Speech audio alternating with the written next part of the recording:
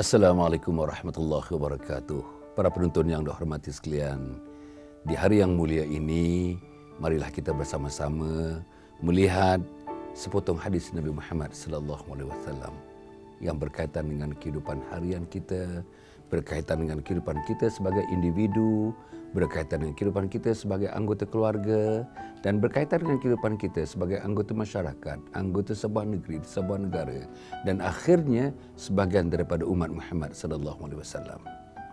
Hadis yang ingin saya bacakan berbunyi, "Dzaqa ta'mal iman man radiya billahi rabba wa bil islami dina wa bi Muhammadin nabiyyan wa rasula."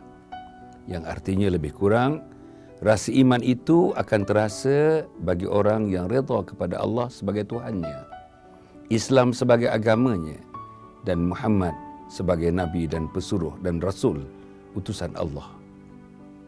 Para penonton yang hormati sekalian, sebagai orang Islam, sebagai orang yang beriman, disebutkan tadi, rasa iman itu akan terasa bagi orang yang redha kepada Allah sebagai Tuhannya. Dalam konteks ini, alhamdulillah, tuan-tuan bersama dengan saya, Allah kita satu, Allah kita tidak beranak dan tidak diperanakkan. Bismillahirrahmanirrahim. Qul huwallahu ahad, Allahus samad, lam yalid wa lam yulad wa lam yakul lahu kufuwan ahad. Akhir-akhir ini, hingga hari ini pun dipersoalkan mengenai kalimah Allah. Nama-nama Allah, nama Allah itu, nama Allah yang eksklusif, khusus untuk orang Islam, penganut Islam, dan khusus digunakan dalam kitab-kitab, termasuklah Al-Quran, hadis-hadis, dan juga kitab-kitab yang tulis oleh ulama daripada dulu sampai sekarang. Sejak hampir 1500 tahun dahulu sampai sekarang, bahasa yang digunakan ialah Allah Subhanahu wa taala. Itulah Allah. Itulah penjadi kita. Itulah penjadi dunia. Itulah pengawal kita. Itulah pengawal dunia. Tidak awalnya dan tidak ada akhirnya. Allah Subhanahu wa taala. Maka kita beriman dengan Allah Subhanahu wa taala dan berasa seronoknya rasa iman itu kalau kita pegang, taat, junjung titah perintah Allah Subhanahu wa taala. Dalam konteks ini, agungkanlah Allah, muliakanlah Allah, sembahlah hanya Allah Subhanahu wa taala. Muliakan hanya Allah Subhanahu wa taala, agungkan hanya Allah Subhanahu wa taala.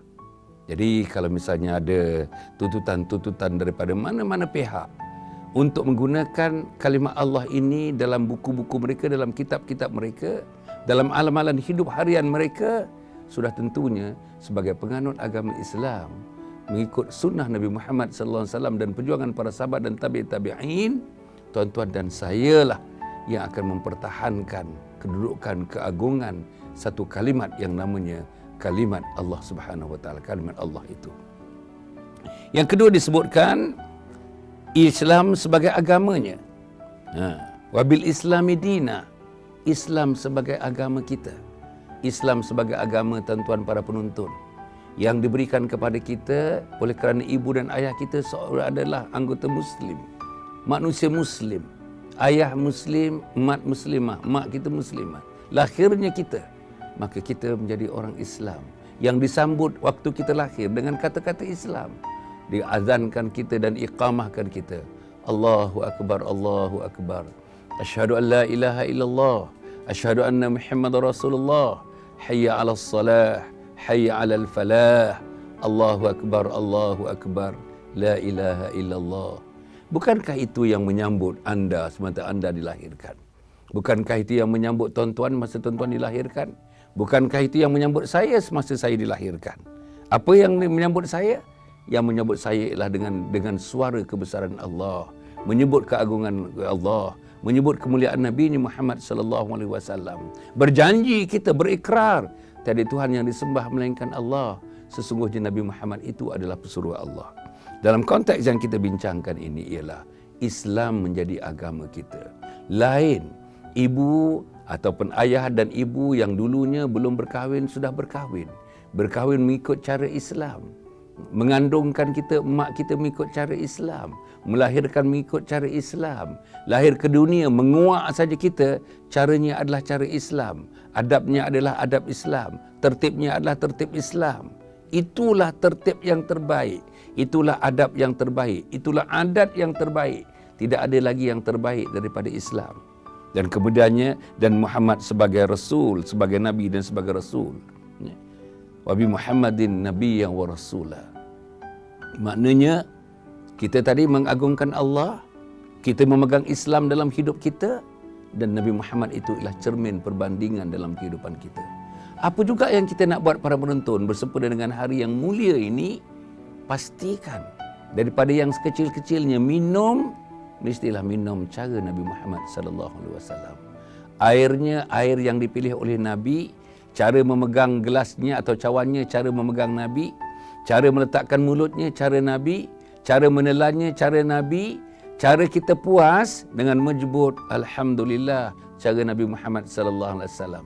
Daripada kita minum, hilang dahaga, dapat kekuatan, apa yang kita nak gunakan kekuatan, tidak lain dan tidak bukan kekuatan itu untuk digunakan berjuang, untuk menegakkan, mengagungkan, memuliakan, meletakkan ke puncaknya agama Allah Subhanahu wa taala. Para penonton yang dirahmati sekalian, tiga-tiga ini bergabung. Tiga-tiga bergabung. Dan gabungan inilah merupakan gabungan yang nampaknya kemanisan iman. Membayangkan kemanisan iman. Membayangkan kepuasan iman. Membayangkan justifikasi iman sebagai seorang Muslim yang mengagungkan Allah, memuliakan Nabi Muhammad SAW dan menginsafi tanggungjawab sebagai seorang Muslim yang kita dengan menjalankan tanggungjawab itu tidak lain dan tidak bukan asasnya, gagasannya adalah Islam.